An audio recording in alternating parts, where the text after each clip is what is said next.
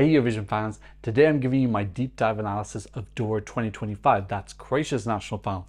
I'm going to give you my general thoughts, who I think could potentially win. We'll talk about some of the controversy about lyrics and music videos. I'll give you my top 10 and we'll look at your top 10 as well. So let's kiki. Hi, my name is Tom. I'm an Irish Eurovision analyst and you can find all of this stuff on my Eurovision channel. Of course, I already did a reaction to all 24 songs. Go check that out if you haven't seen it already. That's where I give you my first reaction to all of the entries this year. So a little bit of background about Dora. This is the 24th edition and this year they had 221 entries. So that's actually a record.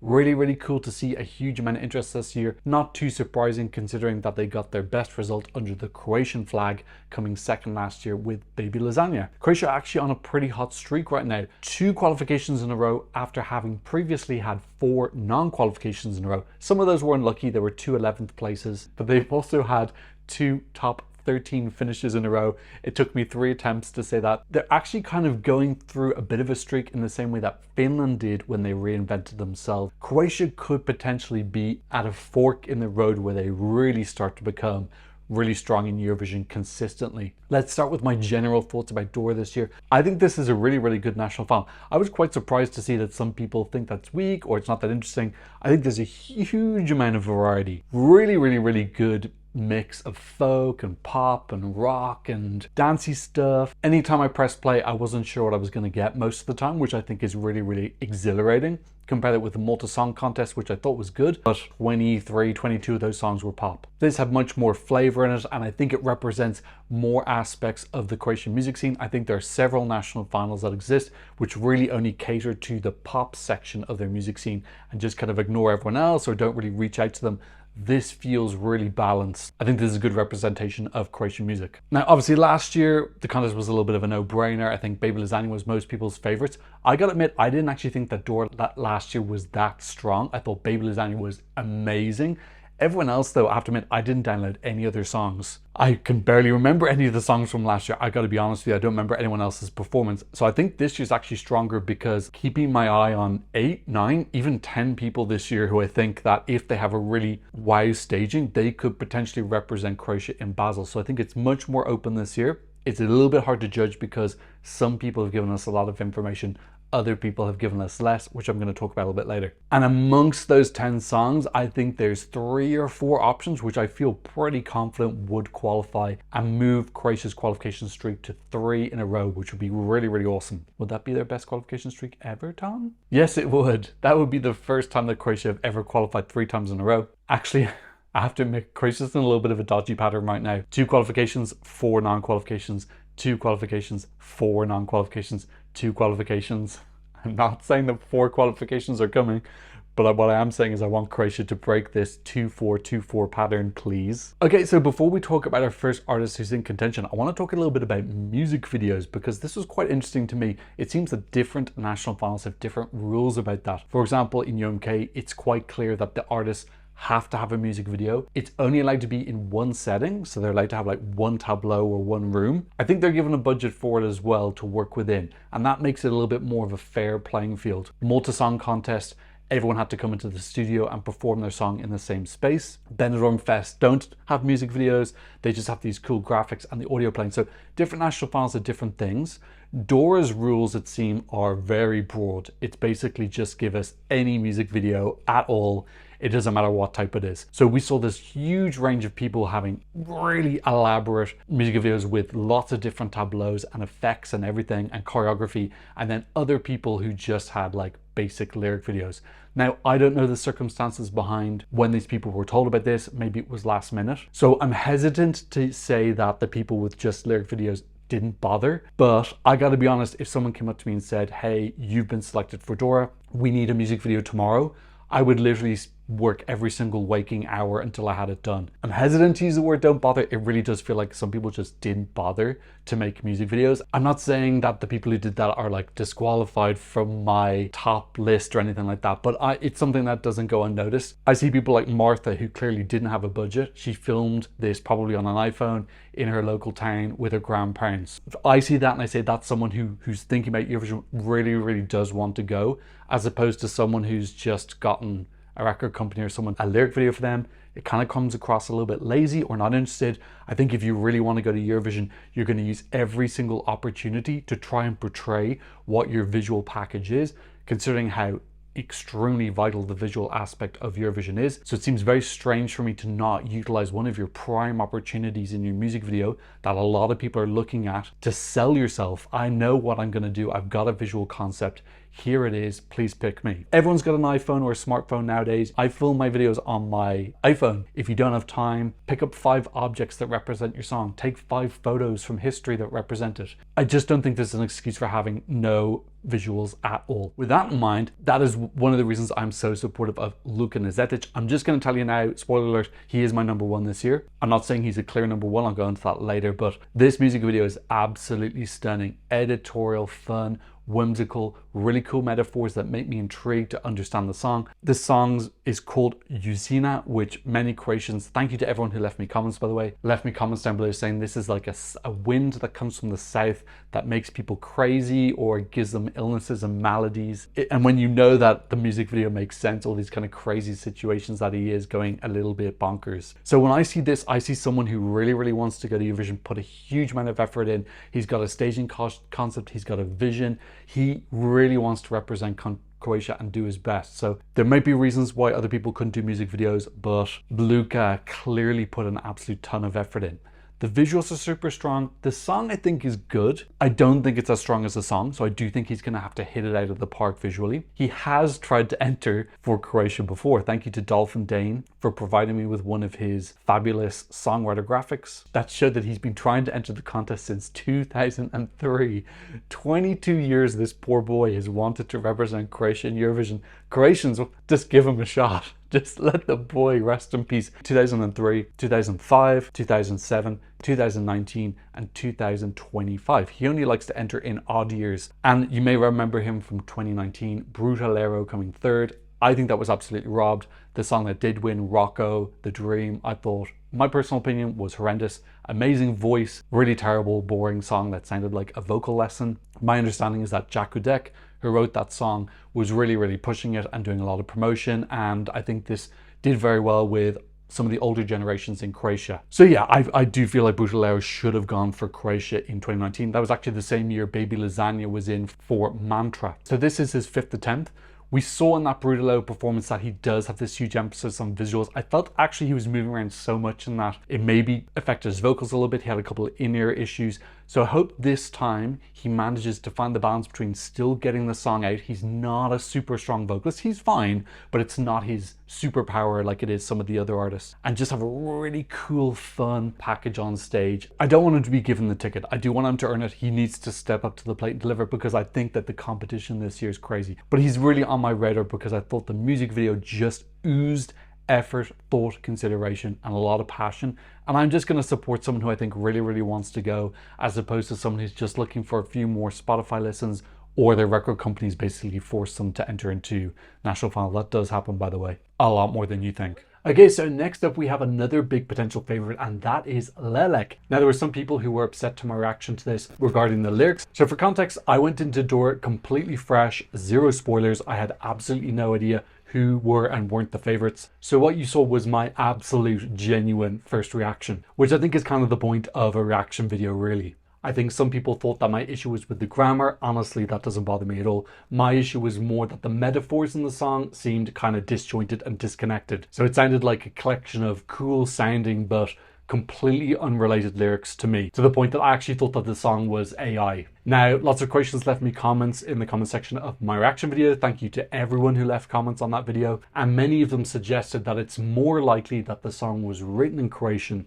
and then translated directly into English without any kind of spell check or getting an English speaker to read through it. I think the biggest indicator of this is that the lyric "Dušo moje duše," sorry for my pronunciation, which is a set phrase in Croatian meaning soul of my soul. So obviously something that's very dear and important to you, but that's not a set phrase in English. Suggests to me that it was translated from Croatian. I guess they did that maybe to broaden the appeal. In any case, I've had lots of people explaining various complicated potential meanings of the lyrics of the songs to me here and on Twitter as well.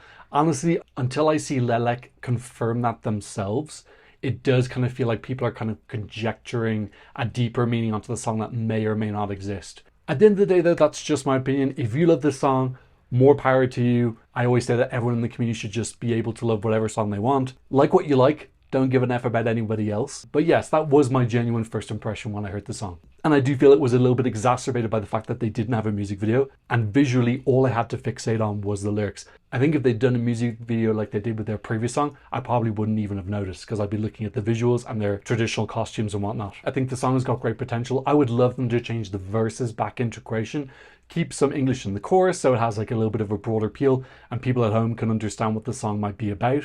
I think that's having the best of both worlds. I also feel like traditional folkish songs should really be in the native language. It feels very odd to me if a folky song is in English. Somebody did leave me a message on social media. I can't find the message now. I looked for it everywhere, telling me that their manager had applied to change the lyrics of the song back into Croatian. I cannot confirm that. I don't know if it's true or not. If that's the case, I really do hope that Dora would accept that. Asking to change the lyrics back into the native language of the national final is a pretty reasonable ask. Okay, so let's talk now a little bit about what they could do at Dora. So they have a music video on their YouTube channel called Tanani Nani, which gives a really good insight into what their visuals might be. So in this video, they're standing in nature. They've got these beautiful traditional costumes on. There's a lot of standing and posing, kind of looking into the distance very dramatically. And that really works in the music video. I don't know if that's going to work as well on the Dora stage though. I think if they're very static, looking deeply into the future, it'll look cool at some parts, but I think it might drag eventually. So I do get the impression they're a relatively new band. They only have one other song on their new YouTube channel, and it's the same on Spotify as well. I don't know if they're a little bit of an unknown entity. I'm really hoping this doesn't end up like Nevera Lay from 2023, which was a huge fan favorite, and then it went to Dora and it really did flop. I'm hoping that they're going to have really good stage presence and they've come up with something. I think it is a little bit difficult to stage this. Their vocals are excellent. They've got a couple of shorts on their YouTube page where they're singing. They sound really good. I think people like the costumes, but I don't think standing there will be enough. I don't know why I'm thinking of the grannies from Russia in 2012.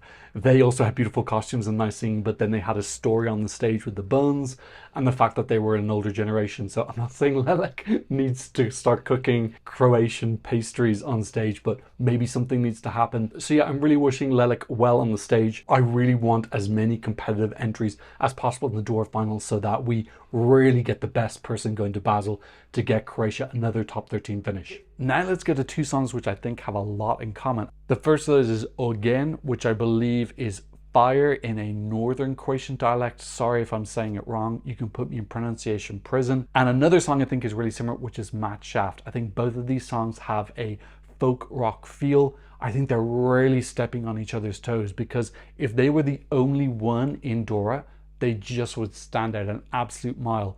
The way it is now, I imagine they're going to be put in different semi-finals. That would make the most sense.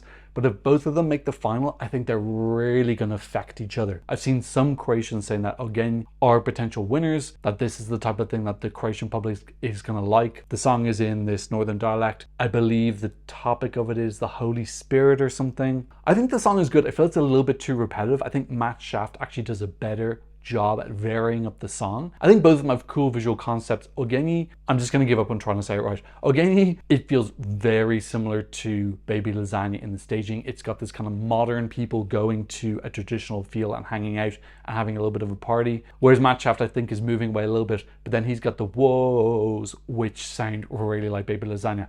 I think comparisons are going to be inevitable. Baby Lasagna's just come off of getting Croatia's best result under the Croatian flag. It's the same way that people were comparing to Gary a lot after he came second. So look, that's just going to happen. They need to make themselves stand out and be individuals as much as possible. But I definitely feel if one of them slips up and only one gets into the final, that boosts either person's chance of winning a lot. Ogeni, I think, could have benefited from a mix-up in the latter third. I remember saying that reaction video, this is the time to mix up, and they didn't. Baby Lasagna did that amazingly in Rim Tim Taggy Dame, which was one of the iconic moments that I think really boosted up his televote score. Matt Shaft, on the other hand, is really low in the Eurovision scoreboard. I think he's 11th or 12th or something like that. So he really does need to kind of like build a bridge to a broader fan base. I don't know if the circus theme is going to work well for him. I thought he looked really handsome in his makeup. That's going to win him some points. Maybe he needs to bring a real story onto the stage and like kind of grab the spotlight. Okay, let's move on to another two contenders who I've paired up together, and that is pop people. There actually isn't that much pop music in Dora this year. Like I said, there's a really cool range, but these two pop people I've picked are Ananda and Ivan. So first of all, Ananda, I think, might be a new star of Dora. She's written 3 of the songs, including Ivan's song. She wrote her own song, Ivan's song, and she also wrote the one by Irma, I think, Enigma. I think she saved the best one for herself. Also did a really, really cool music video giving us winter bitch Katniss Everdeen shooting her caveman chic lover. I love it. I didn't understand it. I was thoroughly entertained for the whole thing. I thought that song had a little bit of edge to it. I don't think it's pure pop. It has a little bit of an edge. Very interesting. Definitely someone I think that Dora should be taking care of. Do you want a glass of water, Ananda? Are you comfortable, Ananda, to make sure that she comes back next year and writes more songs? Maybe there was like a songwriting camp or something this year, but definitely a songwriting talent for the future. We also have Ivan. Again, very, very handsome guy. If you go on his Instagram, I think he's pretty aware of that. I wonder, is he going to try and use that to his advantage? He looked quite clothed in his music videos, so he was serving a little bit more fashion and glamour. I wonder, would he be tempted to go down a Jorge Gonzalez caliente route, go very sexual, try and go for the horny vote if possible? I don't think that will work in Dora. I think that possibly would be more effective in Benidorm Fest, because I think there's a lot of people who love those kind of like spicy sexual entries. I don't think Croatia leans that way as much. Maybe he does need to go for a little bit more fashion. Yeah, this song is doing really well on the Eurovision scoreboard. Not too surprising it is. I think it's definitely the type of thing that Eurovision scoreboard gravitates towards. I thought it was good. Felt a little bit Euro pop trashy to me. I don't know if this would be a very definite qualifier for Croatia if it went to the final, unless he really elevates on stage. Very curious to see what he's going to do though. He's got a big Instagram following. Is he going to use that knowledge of visuals to his benefit? I imagine that the Eurovision scoreboard ranking and Croatian people ranking are very, very, very, very different. We'll probably have a couple in common, but also have some huge differences in them. Okay, let's go to another little subgroup, which I'm calling Edgier Songs, because I couldn't think of a better name, sorry. One of those is Marco Bosniak, and the other is EOT. So EOT was early in my reaction, so a little bit harder to appreciate its standing in the contest when it was my second song, I think. Again, we got a lyric video, which I was disappointed about, but it is catchy. That definitely did stick in my head when I was editing and afterwards. So that, and I think that's 5th in the Eurovision scoreboard, so it's popular within the community, giving us a little bit of rock. Very curious to know what they're doing on stage. We have no idea because the lyric video was giving away almost no information. Similar, Marco B, Poison Cake, very fun lyric, very playful and humor. Again, music video didn't give us much at all. It's hard for us to judge because some people have given us all the information like Luka, and some people have given us almost nothing with these lyric videos. So those feel like two kind of like wild cards in a way, but they could just come on stage and absolutely flop, or they could give something really cool. Marco, I have to admit, I think the song is fun, but I don't think the song is strong enough. I think it's really, really interesting, and I love that it's in Dora, but I think he's gonna have to elevate a lot. Maybe go for some visuals kind of like Milo did in MGP last year. Maybe that could just give it that cool alternative edge. And EOT, I've absolutely no idea what they're going to do. Are they just going to rock out on stage? I don't think that's enough. And finally, my last section is the big names. This is Magazine and Nipple People. So Magazine are act with the most monthly listeners on Spotify. They've also been to Eurovision before in 1995. They came 6th. We also have Marco Skugor, who was in 2013. I don't think he's a chance to win. I think the song is too weak. So Magazine have that following. They've been to Eurovision before. Memories of 2019 coming back, where it's not necessarily the best song wins, it's who is the most influenced, who can pull the right strings. That's kind of still in my head. I have more faith in HRT this year, but they're still like not top of my rankings in terms of trust, let's be honest. And the other one, and the other big name is Nipple People. I was disappointed with this. I think they had the best opening 30 seconds, but then the rest of the song was just so repetitive. I couldn't hear any changes or anything. Really disappointed as well that there was nothing in the music video. We just got a lyric video again. I was hoping that they would be like a really cool visual pairing. I know that they have anonymous costumes, but you can still do like posing and give us some tableaus and then just turn that into a little video. So they're going to have to elevate like crazy. So I'm putting those in because they are kind of the bigger, more established names. if their fans turn out for them, they could get a bit of a televote. But for me, the main people with current information, which is different across the board, I think it's Luka, Evgeny, Lelek, Ivan. Those are the four that if I had to guess right now. But like I said, all those people who've done in music videos could come up with a big visual surprise out of nowhere and just come up. The people with the most comments in my Dora video by far were Luka, Evgeny, and Lelek. Those were the three who were mentioned the most. That attention does often correlate with who will be doing well in the final. Okay, so now let's take a look at my top 10. And in third place, I've got Ananda. I love how this is just a little bit off pop, giving me some slight alternative feels. Really intense song, and I love the music video. Even though I have no idea what's going on, I still love the Katniss Everdeen theming. Very, very cool. Love the effort put into this, and she is a definite songwriter to look out for in the future. My number 2 is Matt Shaft. I really, really love the visuals in this. I like the energy. I like that he's got some traditional elements on the violin, but then he's also got this more rock vocal as well. Potentially this could look really good in Dora if he gets the circus theming right. It makes it really, really exciting. So very excited to see this, and I think it's super catchy. And as I already told you earlier in the video, my number 1 is Luka Nižetić. Love the visuals. Really, really like the song. It is still my number 1 song, but not by a huge margin. But visually, this is my number 1 by 50 million miles. Really, really rooting for him. This is his 5th attempt. I would love him to finally get in and represent Croatia. I think he would do it with so much passion. That music video to me is from somebody who desperately wants to represent their country and do the best. Okay, and now let's compare that with the community. So my favorite Luka is in 8th place, Magazine in 7th, Lara Koyapieva is in 6th. I really like her music video as well. Another person who didn't have a lot of resources but did the best that they could. EOT in 5th, a big unknown going onto the stage. I don't know how they're going to be. Marko Bosniak in 4th. He had a really beautiful song that came 2nd place in Dora 2022. I actually think that would have had a better shot to qualify than Mia Dimsic. We agree on Ananda. You also had her in 3rd. Ivan is in 2nd, and in 1st place is Lelek. Again, these are just the rankings from the Eurovision scoreboard, so that only represents one part of the community. I have a feeling that if you were to poll Croatians, I think their list would look very, very different, but that's what we're going to find out in the Dora final with the televote. Okay, so those are my thoughts on Dora 2025. What did you think? Please leave me a comment in the comment section down below. Thank you to Nicola for supporting me on Buy Me a Coffee. If you want to support the channel, I'll leave a cute little QR code for you here. Don't forget, I've got lots more national final videos coming up, so drop me a like and subscribe, and you'll get a little boop when those videos come out. And of course, thank you to all my wonderful patrons for patronizing me from all around the world. On my Patreon, you get some early releases, some original audio. You can watch videos with no ads and with better translations, so go check that out if you're a fan. But of course, thank you so much just for being here, and I hope to see you in another Eurovision analysis national final video very soon. Goodbye. Do do do do do do.